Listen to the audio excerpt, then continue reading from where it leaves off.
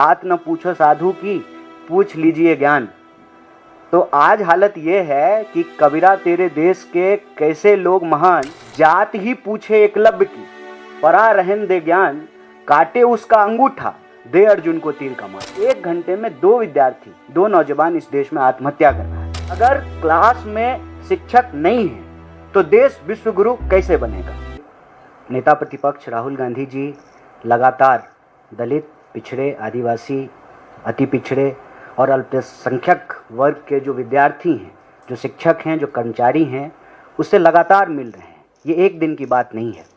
कई मीटिंगों के बाद और पिछले दिनों जब वो बिहार गए थे, दरभंगा के वेलफेयर हॉस्टल में, डॉक्टर अम्बेडकर हॉस्टल में, उसी वक्त कांग्रेस के अन्य कार्यकर्ता और नेता भी बिहार के लगभग सभी हॉस्टल को विजिट कर रहे थे। उस दौरान जो चीज़ें निकल कर के सामने आई, उसमें 2 सबसे महत्वपूर्ण विषय है। पहला ये है कि इन वर्ग के जो विद्यार्थी हैं वो आकर के कहते हैं कि हमको हमारा स्कॉलरशिप टाइम पे नहीं मिलता है। और जैसा कि हमारे साथी ने आपको बताया कि स्कॉलरशिप को अप्लाई करने की जो टोटल संख्या थी उसमें लगातार गिरावट आ रही है। और ये गिरावट क्यों आ रही है? क्योंकि टाइम पे पैसा नहीं मिलता है और प्रोसेस को एक पनिशमेंट की तरह बना दिया गया है। नतीजा ये है कि लोग अपने अधिकार पाना ही नहीं चाहते हैं क्योंकि उनको अधिकार मिलता ही नहीं है। तो जो पोस्ट मैट्रिक स्कॉलरशिप का मुद्दा है उसको लेकर के और हॉस्टलों में जो लिविंग कंडीशन है, जो रहने की हालत है, उसको लेकर के आज उन्होंने एक चिट्ठी लिखी है आदरणीय प्रधानमंत्री जी को।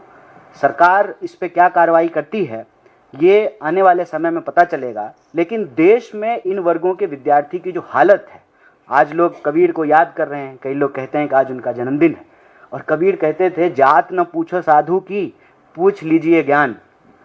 तो आज हालत ये है कि कबीरा तेरे देश के कैसे लोग महान, जात ही पूछे एकलव्य की, परा रहन दे ज्ञान, काटे उसका अंगूठा, दे अर्जुन को तीर कमान।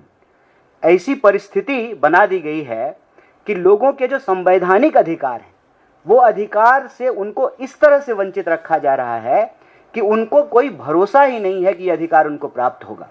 सुसाइड का मुद्दा आपके सामने है और यह बात हम लोग कई बार उठा चुके हैं कि 1 घंटे में 2 विद्यार्थी, 2 नौजवान इस देश में आत्महत्या कर रहा है। इस देश के भीतर हॉस्टलों की जो लिविंग कंडीशन है, जो सरकारी संस्थान है, उनकी जो स्थिति है, जो उनका इंफ्रास्ट्रक्चर है, स्वाभाविक रूप से उसमें गरीब विद्यार्थी पढ़ने के लिए विवश हैं और सरकार उनके लिए एक तो बजट कम करती रहती है। लगातार भारत में शिक्षा के बजट को कम किया गया है, इसको बढ़ाया नहीं गया है। और जो SC ST सब प्लान का पैसा है, राज्य की सरकारें और केंद्र की सरकारें उसको लगातार डाइवर्ट करती है। उसका नतीजा ये है कि शिक्षा जो हमारा बुनियादी अधिकार है, उस बुनियादी अधिकार से लोग मरहूम रह रहे हैं, वंचित रह रहे हैं। और ये वंचित वर्ग के खिलाफ एक बहुत बड़ा अन्याय है। इस अन्याय के खिलाफ न्याय योद्धा राहुल गांधी जी ने जो प्रश्न उठाया है उसको लेकर के आने वाले दिनों में हम देश के सभी न्याय पसंद, अमन पसंद, संविधान और इस देश के तिरंगे में भरोसा करने वाले लोगों से यह अपील करते हैं कि आप अपने समाज के, अपने क्षेत्र के, अपने राज्य के जो विद्यार्थी हैं, खास करके दलित, आदिवासी, पिछड़े, अति पिछड़े और अल्पसंख्यक वर्ग के जो विद्यार्थी हैं, उनके पढ़ने के अधिकार को, उनके रहने के अधिकार को, उनकी जो स्थिति है उसका जो है आप मुआयना कीजिए। आपको पता चलेगा कि वो बहुत बुरी हालत में रह रहे हैं। अगर विद्यार्थी को पढ़ने नहीं दिया जा रहा है तो सवाल ये है कि देश विकसित कैसे बनेगा? अगर क्लास में शिक्षक नहीं है तो देश विश्व गुरु कैसे बनेगा? अगर आने वाली पीढ़ी को पढ़ाया ही नहीं जाएगा तो देश कैसे आगे बढ़ेगा? तमाम लोगों ने ये कहा है कि शिक्षा ट्रांसफॉर्मेशन का सबसे मजबूत टूल होता है। देश की शिक्षा व्यवस्था की यदि ऐसी हालत है तो हम देशवासियों के लिए ये चिंता का विषय है। हम यहाँ से, इस मंच से तमाम देशवासियों से अपील करते हैं कि आने वाले दिनों में संविधान लीडरशिप प्रोग्राम के तहत, जो कि व्हाइट टी शर्ट अभियान का एक पहल है, हम आप सब लोगों से अपील करते हैं कि आप इससे जुड़िए और 100 दिनों के भीतर हम देश के जितने भी दलित, आदिवासी, पिछड़े, अति पिछड़े और माइनॉरिटी हॉस्टल्स हैं उस हॉस्टल का हम ऑडिट करेंगे। और सिर्फ हम अपने जो हमारे जन संगठन हैं उसकी पहल नहीं है ये अभियान, ये पहल देश का अभियान होना चाहिए, क्योंकि ये देश के भविष्य का सवाल है। विद्यार्थी देश का बुनियाद होते हैं। जब तक हमारी शिक्षा व्यवस्था अच्छी नहीं होगी, हमारा देश भी जो है विकसित और बेहतर नहीं हो सकता है। तो इस अभियान में आप सब लोग जुड़िए जो संविधान पे भरोसा करते हैं। अपने आसपास के हॉस्टल को ऑडिट कराने में हमारी मदद कीजिए। 100 दिनों के भीतर हम देश के सभी हॉस्टल को विजिट करेंगे और वहाँ का जो लिविंग कंडीशन है उसकी स्थिति जो है उसको उजागर करेंगे, देश के सामने उसको लेकर के आएंगे। तो हमारा सबसे पहला जो पहल है ये संविधान लीडरशिप प्रोग्राम का, कि पूरे देश के हॉस्टलों का ऑडिट किया जाएगा। और दूसरा, हम सरकार से ये 2 विषय पे तुरंत जो है एक कार्रवाई की अपील करते हैं। आदरणीय राहुल गांधी जी ने जो पत्र लिखा है उसके कॉन्टेक्स्ट में, कि इमीडिएटली पोस्ट मैट्रिक जो स्कॉलरशिप है उसको रिलीज किया जाए। अलग अलग प्रकार के जो वजीफे हैं, जो छात्रवृत्तियां हैं, जो स्कॉलरशिप है, उसको बिना किसी देरी के रिलीज किया जाए। और यहाँ एक विषय बोलना बहुत ज़रूरी है। जो मोबाइल आप 100 रुपये का रिचार्ज कराते थे, वो मोबाइल अब आप 700 रुपये का रिचार्ज करा रहे हैं। जो दाल आप 100 रुपये का खरीदते थे, वो दाल आप 200 रुपये का खरीद रहे हैं। जो पेट्रोल आप 50 रुपये का खरीदते थे, वो पेट्रोल आप 100 रुपये का खरीद रहे हैं। जो गैस सिलेंडर आप 500 रुपये का भराते थे, वो गैस सिलेंडर आप 1200 रुपये का भरा रहे हैं। तो महंगाई अगर देश के लिए बढ़ रही है तो विद्यार्थियों के लिए भी महंगाई बढ़ रही है ना। उनको कोई कंसेशन नहीं मिलता है। लगातार निजीकरण करने के चलते जो कंसेशन मिला करता था स्टूडेंट को, कोई कंसेशन नहीं मिलता है। तो जो ये महंगाई लगातार बढ़ रही है, इस कॉन्टेक्स्ट में छात्रवृत्ति की जो राशि है उसको भी बढ़ाना चाहिए, क्योंकि महंगाई का शिकार विद्यार्थी भी होता है।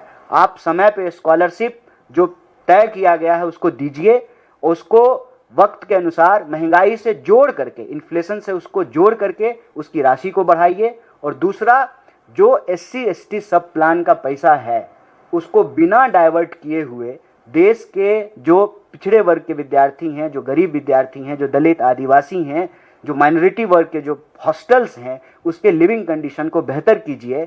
अगर देश के नेताओं के लिए सेंट्रल विस्टा बन रहा है, पार्लियामेंट बन रहा है, 20,000 करोड़ का प्रोजेक्ट है, MP के लिए, मंत्री के लिए अच्छा बंगला बन रहा है, प्रधानमंत्री के लिए 8,500 करोड़ का हवाई जहाज खरीदा गया है। तो प्रधानमंत्री हैं, विदेश मंत्री थोड़ी हैं, वो तो जो है दूसरे हवाई जहाज से भी जा सकते हैं। ये जो झूठा कंपटीशन है ना दुनिया में दिखावे का, इससे बाहर आना चाहिए। देश का शान इससे तय नहीं होता है कि राजा का महल कितना बड़ा है। देश का शान इससे तय होता है कि देश की यूनिवर्सिटी कैसी है। जिस गौरवशाली परंपरा की हम बात करते हैं, उस परंपरा में ये नहीं बताया जाता है कि चंद्रगुप्त का महल कितना आलीशान है। ये बताया जाता है कि नालंदा विश्वविद्यालय कितना महान था, विक्रमशिला विश्वविद्यालय कितना महान था। तो देश की यूनिवर्सिटी से ये तय होगा कि देश कितना ताकतवर है। सरकार बिना किसी देरी के इस पर तुरंत पहल करे और आने वाले दिनों में संविधान लीडरशिप प्रोग्राम के तहत, जो कि व्हाइट टी शर्ट मूवमेंट का उस अभियान का एक पहल है, हम तमाम देश के हॉस्टलों में 100 दिन के भीतर जाएंगे। और देश के आम लोगों से भी ये अपील है, ये शिक्षा का सवाल है, ये आपका सवाल है, ये देश का सवाल है, ये आपके आने वाली पीढ़ी का सवाल है। आप भी इस मुहिम से जुड़िए। संविधान लीडरशिप प्रोग्राम के तहत हॉस्टलों के ऑडिट में हमारी मदद कीजिए। बहुत बहुत शुक्रिया, बहुत बहुत धन्यवाद।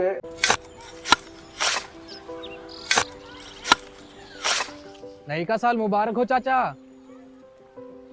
मुबारक। जब तक इस सरकार बा तब तक नया साल मुबारक।